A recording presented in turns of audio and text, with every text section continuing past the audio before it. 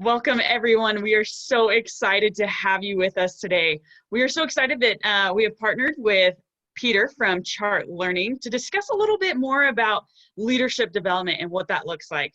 I'm Carolyn Morris. I'm an HR consultant at Go One, as well as a speaker, trainer, and coach with Orange Soul. Peter, I'll go ahead and I'll turn it over to you to share a little bit about yourself and introduce our topic today. Thank you, Carolyn. What we're going to talk about today is leadership development, and all the questions you possibly could put out there, and we'll try to dig them one by one. But let me give you a little bit.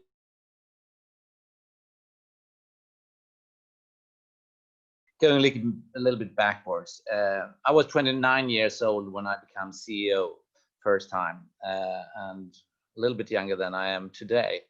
And that was an exciting time. And I realized already at that time, if I was to make a good job, I had to get some seniority into the management team. But since then, I've had the fortune to work more or less all over the world, either as a CEO or been operational responsible, like a chairman in Australia, in Southeast Asia, South Africa.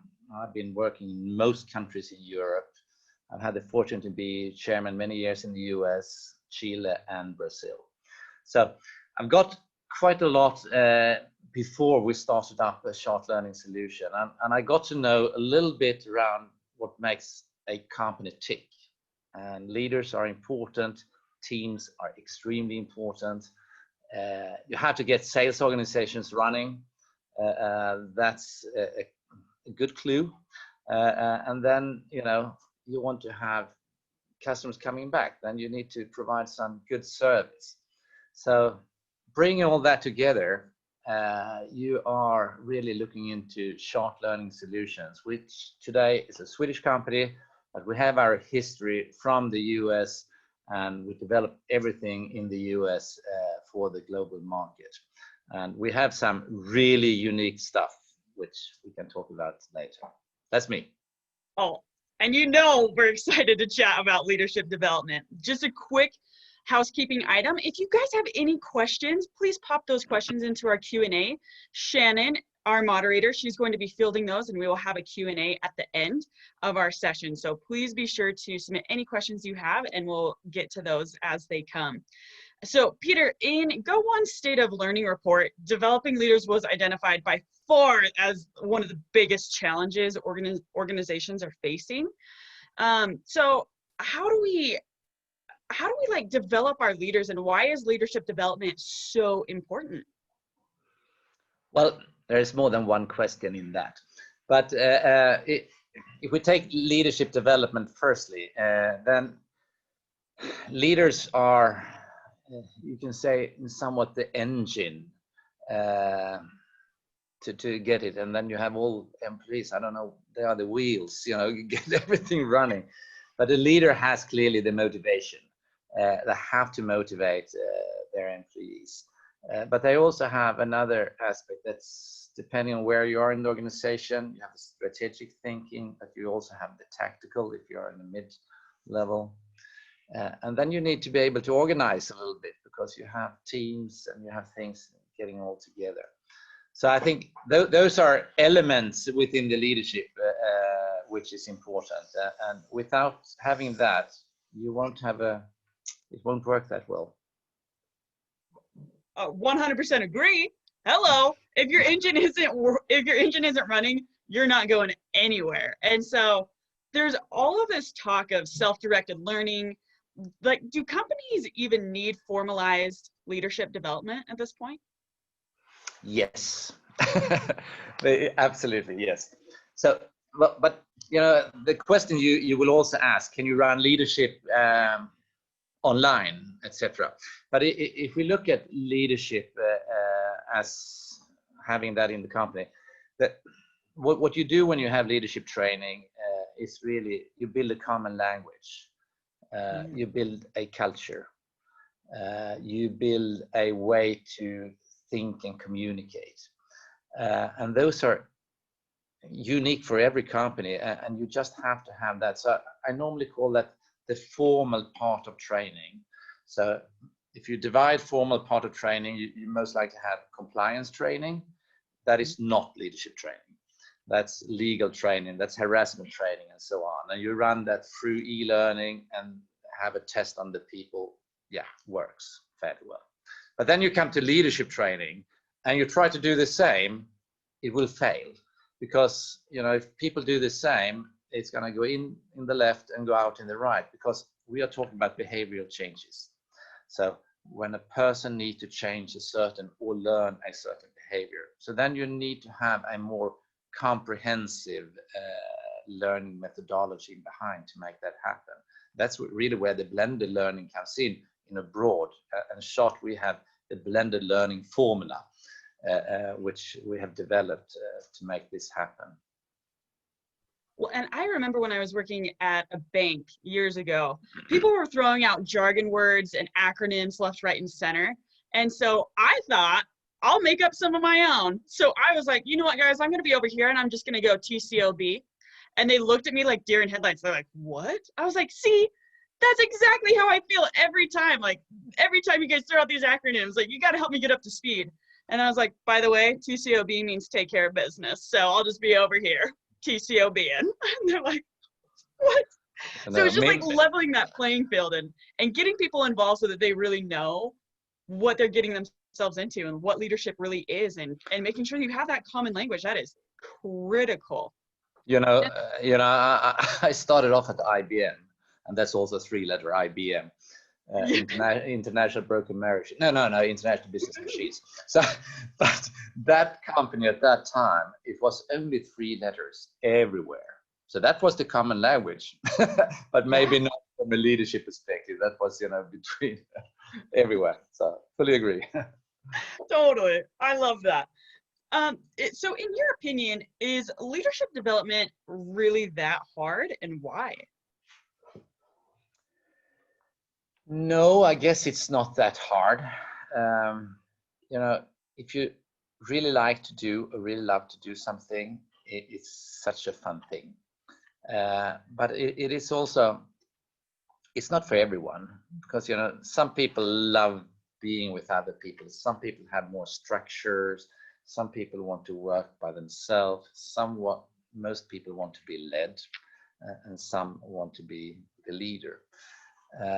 Having said that, in an organization, you will have different type of leaders, and most people can actually grow into a leader role. And I would say, even if you are not a leader, you should get the leadership competencies. For example, we did a research before we started our development. So there are 12 core competencies which every leader needs to have in order to be successful. But I say privately, it's great to have them. One of them is, for example, time management or project management. Maybe you're going to build a house. Yeah. And maybe you have a wife or something you need to be able to communicate with in between. Which is not always the easiest, but yeah, communication makes or breaks everything. So I hear you loud and clear on that. And then you get into one of the really important aspects on leadership. That's actually being able to listen. And you see that goes very much into the private life too, because that's normally where you fail. You don't listen on the other person, and as a leader, that is something you really need to be able to do. There are so many times where people are listening to respond instead of listening to understand. And what if we actually had our own personal leadership? What would that look like? How would that transform our personal and professional lives? Regardless of your title, regardless of the hierarchy of the title, your personal leadership can be developed. And it's going to inevitably bless your life in and outside of work, because that listening skill is critical. So how do you make that that switch of listening to understand instead of listening to respond? Because so quickly we just want to go, when in reality, if we actually just took a step back and listened to understand, it would transform everything. How do we make that switch? Well, you have to train, but you can see, if you think about a politician, they normally don't listen because they answer the way they want to answer. So but answering your question, it is actually, you have to train, because I think we spoke about once upon a time that when you get into a group of people and you normally have the presentation around the table, then I think if you look at yourself, you know, when it's 3-4 people away from your own presentation, maybe you're going to present yourself, you won't listen, I promise you, because that's what am I going to say, what am I going to say? Right, and then, right. But that goes really into so many dialogues. So people say, you start with the first sentence and yeah, I know exactly what that is. And then in reality it was something else. So you have to understand how that works. And then you have to train yourself to do it. And there are great trainings doing that. And if you do it 2 and 2, which we always recommend, the buddy concept, which is built into all of our trainings, then you can actually train with each other. You can do it at home. That's perfect. And you just get it for work for free. And that's great, because there's so much, I call it the head nod in the meeting, where like you are responding, but you're thinking about your grocery list, you're thinking about the email you haven't sent yet, you're thinking about your next presentation that may be coming up, and training your mind to be more present and to call that out of, oh, I need to be listening to understand, and not have all of these open tabs in my mind and switching and oscillating between those, like staying present and actually listening. That's transformative, Peter. Transformative. So you can say there are some basic questions actually to be a good leader, or be perceived as a good leader. Listening is clearly one. Being able to ask questions, because as soon as you start asking questions, you are actually interested in Carolyn, and she gets happy, and then she wants to talk more, and then you start to ask questions, and suddenly you have bonded. And that is the way to do it. When I was a little bit younger, I had one employee, you know, he was just a pain in, for me. And I did not know how to do it. And I was actually on a training at that time, and concluded that, you know, we got one task to do. And the task then became to get him on my side to be, you know, sponsoring me, as I was the CEO of that company. And I started to actually give him compliments. I came to him, listen, that's great work. It didn't take more than 2 weeks. And then he just changed, you know. He was so negative before, and suddenly he swifted, and he had quite a lot of influence in the organization. And then, you know, he became actually one of my biggest fans in that organization. And that was me doing that by showing attention, asking questions, listening, and giving feedback to him, positive feedback. So it can be done. But you know how, you need to know how to do it. Take the training. Yeah, and it takes practice. It's not a one size fits all. There's no way that, like, being praised, you know, on a one-on-one situation versus being praised in a larger group setting. Some people would die inside if they were publicly praised. It's like, no, I just wanted to be told, like, on a one-on-one setting that I was doing an awesome job, and now I feel like, you know. So it, like, understanding how your employee receives praise and acknowledgement, that's critical. I think that's a huge component of understanding how they want to be treated, and not, it's just not a one size fits all. I think that's a huge transformative experience in leadership in general. Yeah. To understand how they want it. The most common leadership is silence. Ooh. Unpack that a little bit. How come? Well, it could well be that you ended up in a position, so you are the leader. You may not, because I think the basic reason is that you're afraid of conflicts. And as long as you don't say anything, you don't give any feedback, you haven't done anything wrong. In reality, that's exactly what you do all the time, but they don't realize that. I think the majority of people have are scared of conflicts, and they do whatever they can to stay away from it. And those who are leaders, that's part of the work.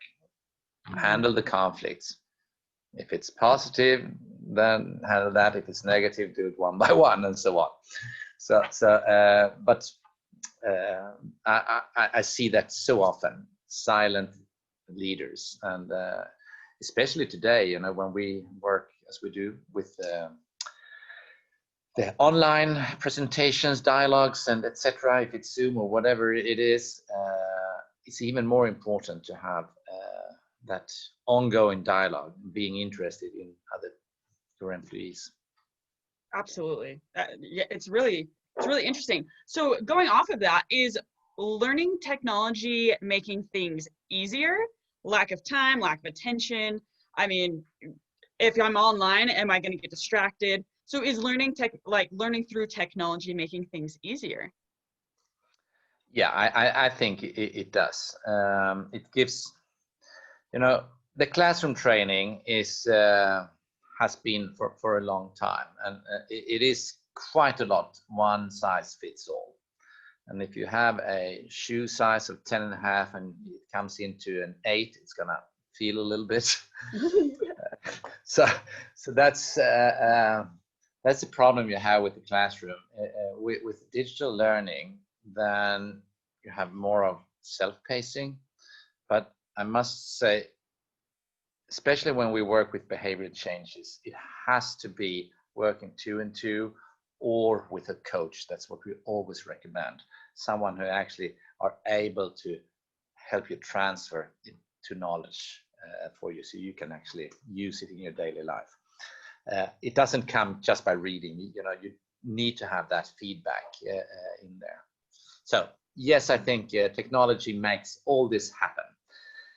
One of the really interesting thing is that what we have started with is actually to run classroom with technology. So because there's still a lot of people, they're a little bit afraid of computers, they may not know what is online learning. Put them in a classroom, 2 and 2 on the computer.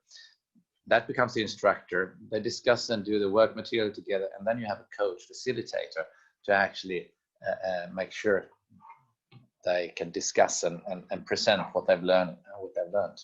So you can do it. Use the technology.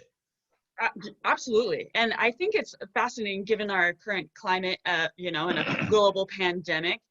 How do we move away from reactionary training to a view of an employee's lifelong learning support? What does that look like? Yeah, I think it's actually a mix. It is a mix because you're gonna always have the reactive, and that's just beautiful today with YouTube, etc. You can get it fixed directly without having in-depth knowledge. So you get the recipes and so on. But lifelong learning is, I would say, it's moving to a must for most people today, and it has really to start from a very early age, getting people and seeing that they have to build their skills and competence. Just take it step by step by step. It's like building a company. It's not a one-day job. It's not a one-year job. It's minimum a 10-year job, and you just put one brick a day, and that's how you grow as a person. And so that's what you have to get into doing, and company can help out doing that, but I think you have a personal responsibility doing that. Absolutely. I totally agree with that. And what we put into our learning, we will get out of it. What happens if you're experiencing paralyzing discouragement, where you just feel like you are spinning your wheels and there's no traction? How would you coach someone through that? What would that look like? You mean as a leader? Give an example. So for example, say you're hustling and you're doing all these things, you're reading books, you're trying to improve your leadership, Okay. But yet your team isn't with you. They're not buying into what you're saying or what you're doing. How do you move from that discouragement and frustration to productive? Well, it's very easy. Oh, well, I'm ready. Good. Yeah. ask your employees what the heck is wrong. Where do I miss out? I'm trying hard, but I'm not, you know, it's about showing weakness. You know, being a strong leader is being able to be weak in front of others. And as soon as you're weak, people will help. That's, you know, basic fundamentals. And some people are afraid of asking for help because they think they are in guilt to the other one. But in reality, people love to help. And they grow because then, you know, they can give something back. So it may be, you know, you're attacking it wrong. Maybe it's your dialogue. It may be, you know, I don't know what it could be, but ask them. They will know. And that's, it is like this, you know, it can be, you know, leadership problems, it can be organizational problems, it can be the company is losing money, it can be a lot of stuff which are problems. But I would say 90% of the time, maybe even more, you have the answers within the organization. If you ask and if you listen and take it to you and make the appropriate changes, then you will have the people with you. Well, and having the courage to be vulnerable and say, look, I am struggling right now to try and navigate this. I would really appreciate your feedback and how we can calibrate and what that looks like for our team and our organization, wherever you may be in the leadership experience. So are there issues specific to leadership development, or are they more general problems with online education? What does that look like? You mean within organizations, or how do you mean? Yeah, in organizations, what does that look like? Well, you have to get it a little bit longer. Because so like all of the issues that we've shared of listening and asking questions and lifelong learning, those types of things, are those issues specific to leadership development? Like, where is the missing piece for helping people bridge those gaps of listening, asking questions, being lifelong learners, having the courage to be vulnerable? Where is that? How does that evolve? What does that look like? Well, you know what? If you read last autumn the Stanford big research, where it showcased very clear that from CEO perspective, soft skill is the #1 area to develop people and employees. And you know, the reason for this is clearly, I mean, if we take the younger generation here, they are brought up with technology from A to Z. And when they get into a company, then you suddenly get into another complexity. First of all, you need to do presentation, and then you do presentation and you wonder why nothing's happening because you haven't learned how to influence other people. You know, you have to have people sponsoring. Okay, how do I get there? There's so many things in the soft side which you have to grasp. So it's just get on the learning journey, and the leadership is nothing more than personal development, and the more leadership skills you have, and also sales skills. It's good to have sales skills, you know, when you're looking for your future wife, you know, because you need to sell yourself. Yeah, you laugh, but you know, there are some fundamentals in here. I'm not disputing that. There are definitely some skills.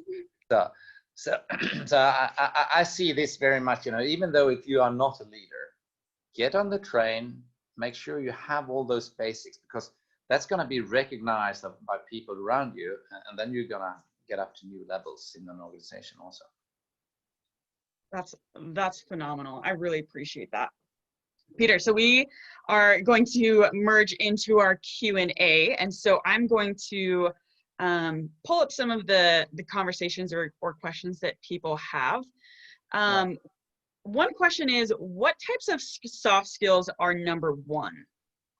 Yeah, that's highly individual. It depends on, you know, your situation, where you are, and so on. We, as from Charles' perspective, we follow 2 things. Those are the 12 core competencies which every leader needs to have, and then we look very much into future skills. And that's where we develop moving forward. Having said that, a junior leader has a certain skills they will need to grasp. If you're a senior leader, then it might be more into strategic thinking, getting the tools and all that. You know, when you're on the highest level, the traditional leadership is not very important, you know, because they are too far away from people anyhow. But they have a strategic thinking, which is really important. So I leave that open, that question, because it's individual what is most important. So if you were a junior leader, what would you say are the most critical soft skills that you need to develop in order to get to the next level of leadership? Yeah, we touched based a number of things here. But if you're getting a team, it's really important to getting how to build successful teams, you know. Everything from setting clear objectives, you know, discuss when things goes wrong, etc. And we have so many project leaders running all over the world, because any company today is run through projects. But they know how to run projects, and in reality, you run a team, and the better the team is, the better the project is going to be, and then you can run the milestones also. So I think it's a lot around that, getting that team to function well. That will give good results for that person and for the team as such.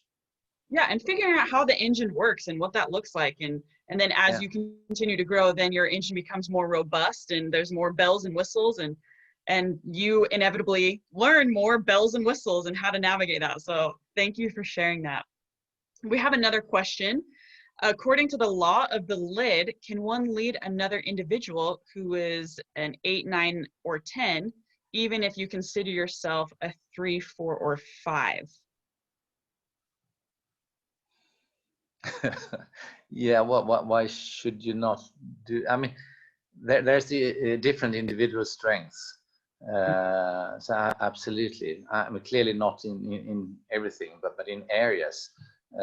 I can take myself as a good example. I normally lead companies, but if I go outside, I'm happy to be just part of things, because I've done my energy there, and there I just want to be a participant in there. And you can see in the sports, you have people working on the floor, but they're great sports leaders. So they take it from there, from that side. So I think the answer is yes to that. Beautiful. Awesome. Peter, we're about to wrap up. I would love to hear any last advice you could share with people as they're, whatever space they may be on in their experience of leadership, whether that's personal or whether that in an organization. What would be like your golden nugget to leave with people? Well, I think the golden nugget is, first of all, be yourself, be open, and let people read you as a book, and be humble, and then you know, don't know. And I mean, you can be sure in those things you really know. Otherwise, you know, show that, because other people know a lot of stuff, and as soon you're uncertain, you can ask. They will anyhow know who's going to make the final decision. So that's not the issue here. And as a leader, you normally don't need to know that much, but you will need to know who knows. That's so be yourself and be open and listen. That's a good start to becoming a great leader. That's be beautiful. Humble. Yeah, be humble, be yourself. Leadership, Yeah. Your leadership is going to be as unique as your fingerprint. Be you. That's why we need you, is because of who you are and what you're all about. So Peter, thank you so much for taking time to chat with me today. It's been nothing short of a delight. Everybody, thank you for joining us. We will be sure to send out this recording here shortly, and we wish you all the best in your leadership endeavors. Thank you, Carolyn. Again, Peter. Thank you. Thank you. Have a good night. Bye.